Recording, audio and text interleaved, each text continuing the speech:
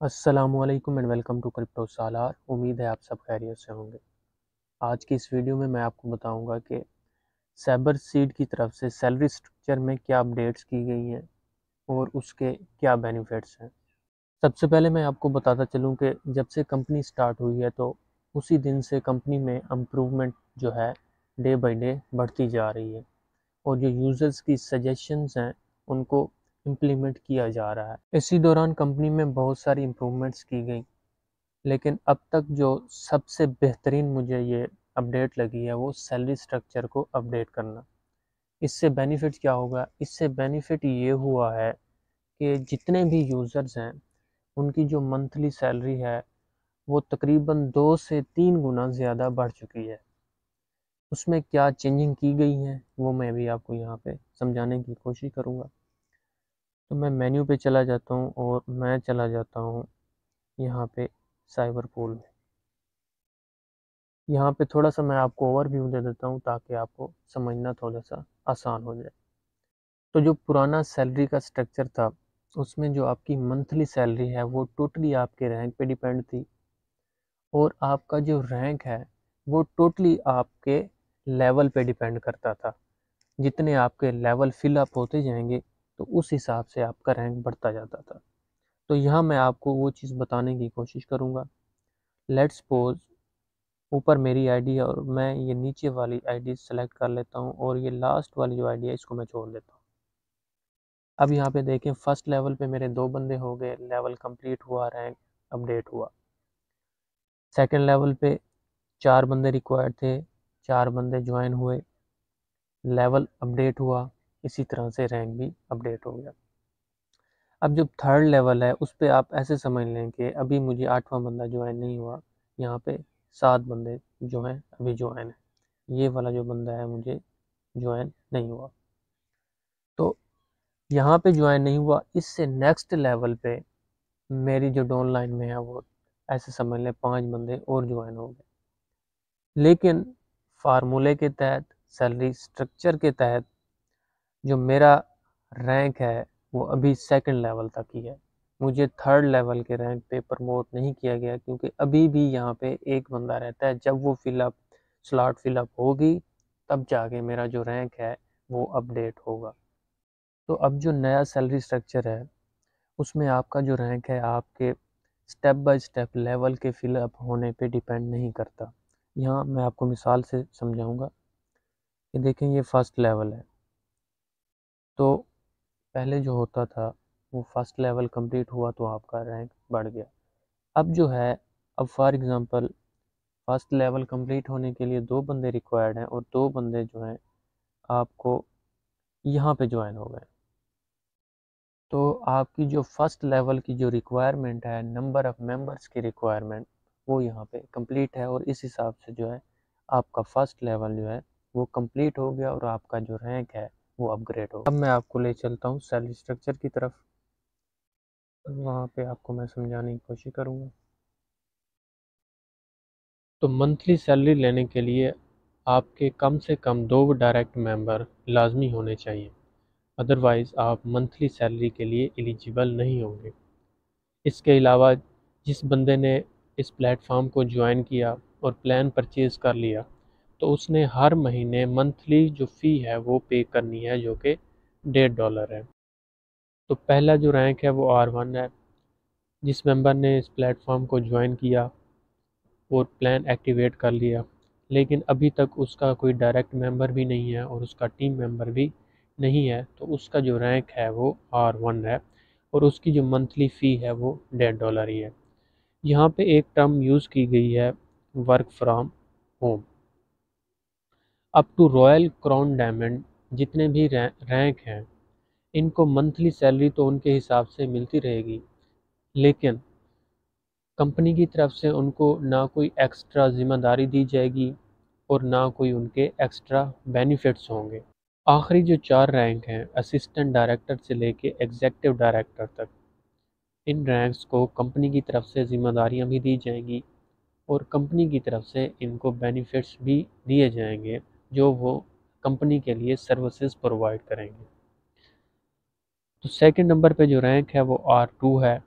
Direct आपका एक required है, और यहाँ पे भी मंथली जो सैलरी है वो ज़ीरो है, क्योंकि मंथली सैलरी के लिए 2 आपके डायरेक्ट होना लाजमी है। अलबत्ता सब्सक्रिप्शन जो फ़ी है वो $1.5 ही है। नेक्स्ट जो रैंक है वो R3 है। मंथली सब्सक्रिप्शन जो है $1.5 ही है। डायरेक्ट जो रिक्वायर्ड हैं वो 2 हैं, और जो आपको मंथली सैलरी मिलेगी वो 0.2 जो है मंथली सैलरी मिलेगी। नेक्स्ट जो रैंक है वो R4 है। मंथली फ़ी इसकी भी $1.5 ही है। डायरेक्ट रिक्वायर्ड आपके 2 डायरेक्ट मेंबर होने चाहिए, और जो मंथली आपकी सैलरी होगी वो 0.6 होगी। नेक्स्ट जो है स्टार रैंक है। मंथली फ़ी $1.5 ही है। डायरेक्ट आपके 2 होने चाहिए, और जो टीम आपकी होनी चाहिए वो 14 मेंबर की टीम होगी, तो आप स्टार रैंक तक पहुंच जाएंगे।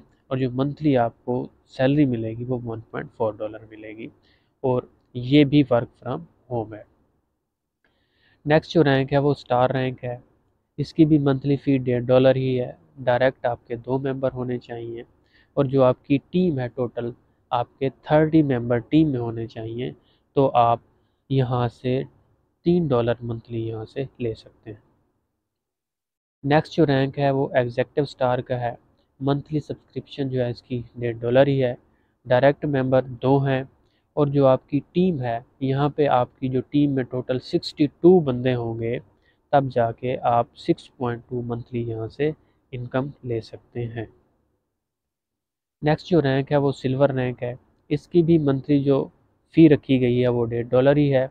डायरेक्ट आपके 2 होने चाहिए, और जो आपकी टीम है आपकी टीम में टोटल 1 to 6 लोग होंगे, 126 लोग जब आपकी टीम में होंगे, तब आपको मंथली इनकम 12.6 मिलेगी। नेक्स्ट जो रैंक है गोल्ड रैंक है। इसमें आपके डायरेक्ट 2 ही हैं, और जो टोटल आपकी टीम है 254 बंदे जब आपकी टीम में होंगे, तब आपको मंथली सैलरी जो होगी 25.4 मिलेगी, 25.4, और जो इसकी फ़ी है वो 2.54 बनेगी, जो 25.4 का जो 10% है। नेक्स्ट जो रैंक है वो प्लेटिनियम रैंक है। इसके लिए डायरेक्ट 2 ही रिक्वायर्ड हैं, और आपकी जो टीम है जब आपकी टीम में 510 लोग ज्वाइन हो जाएंगे, तब आप मंथली जो है $51 यहाँ से ले सकते हैं, और जो मंथली इसकी फ़ी है वो $5.1 है। आप देख सकते हैं कि R1 से लेके प्लेटिनियम रैंक तक आपके जो डायरेक्ट रिक्वायर्ड हैं वो सिर्फ 2 ही बंदे हैं।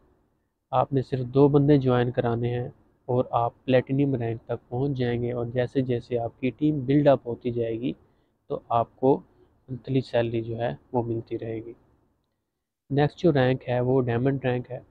इसके लिए डायरेक्ट जो रिक्वायर्ड हैं वो 4 हैं, और जो आपकी टोटल टीम है 1022 आपकी टीम में मेंबर होने चाहिए, तो आप मंथली $102.2 यहाँ से ले सकते हैं, जबकि इसकी फ़ी बनेगी 10.2 10.2। नेक्स्ट जो रैंक है वो क्राउन डायमंड का है, और डायरेक्ट जो रिक्वायर्ड हैं वो 6 हैं, और टोटल जो टीम रिक्वायर्ड है वो 2046 बंदे आपकी टीम में होने चाहिए, तब आप $204.6 यहाँ से ले सकते हैं, जबकि जो मंथली फ़ी बनेगी वो 20.4 होगी। नेक्स्ट जो रैंक है वो रॉयल क्राउन डायमंड का है। इसके लिए जो डायरेक्ट रिक्वायर्ड हैं वो 8 बंदे हैं, और जो टोटल टीम है आपकी होनी चाहिए 4094 बंदे आपके होने चाहिए। अब तब जाके आप यहाँ से जो मंथली इनकम है $409.4 यहाँ से ले सकते हैं, जबकि फ़ी बनेगी वो बनेगी 40.9।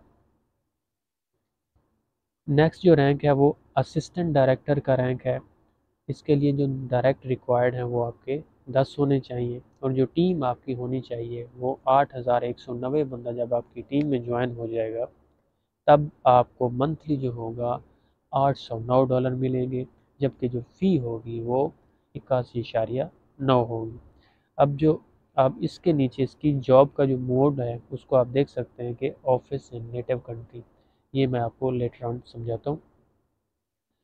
नेक्स्ट जो है डिप्टी डायरेक्टर का रैंक है। डायरेक्ट जो रिक्वायर्ड हैं वो 14 बंदे हैं, और जो टीम रिक्वायर्ड है वो 16,382 बंदा जब आपकी टीम में ज्वाइन हो जाएगा तब आप यहाँ से $1638.2 मंथली यहाँ से ले सकते हैं, जबकि फ़ी होगी वो होगी 163.82।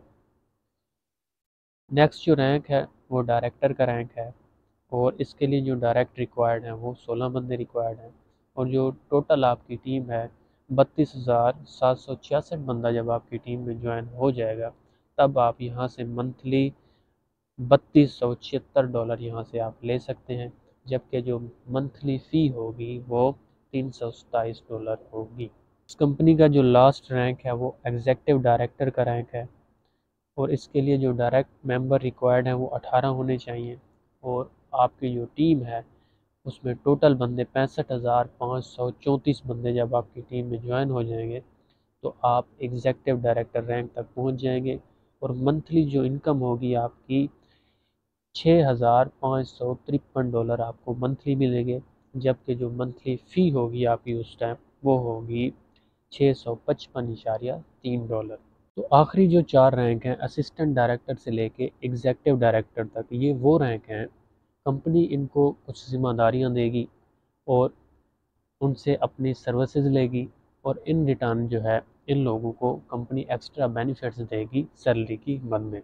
ऊपर वाले जो 3 रैंक हैं असिस्टेंट डायरेक्टर, डिप्टी डायरेक्टर और डायरेक्टर, तो कंपनी इनको उनके जो नेटिव कंट्री है उसमें ऑफिसेज बना के देगी और उनसे उनकी सर्विसेज लेगी और इन रिटर्न उनको कंपनी बेनिफिट्स देगी। इनमें से कोई जो होगा वो कम्युनिटी मैनेजर होगा, कोई इवेंट डायरेक्टर होगा, लेकिन कंपनी इस चीज़ को नज़रअंदाज नहीं करेगी कि उस बंदे का स्किल लेवल कैसा है, उसके कम्युनिकेशन स्किल्स कैसे हैं, उसका लोगों के साथ रवैया कैसा है और वो अपनी टीम को कैसे लीड करता है।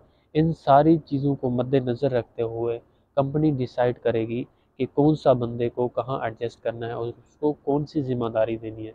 लेकिन कंपनी ये क्लेम कर रही है कि किसी के साथ नाइंसाफ़ी नहीं होगी, हमेशा मेरिट पर ही लोगों को उनके स्किल्स के हिसाब से ज़िम्मेदारियाँ दी जाएंगी और उनको कंपनी की तरफ से एक्स्ट्रा बेनिफिट्स दिए जाएंगे।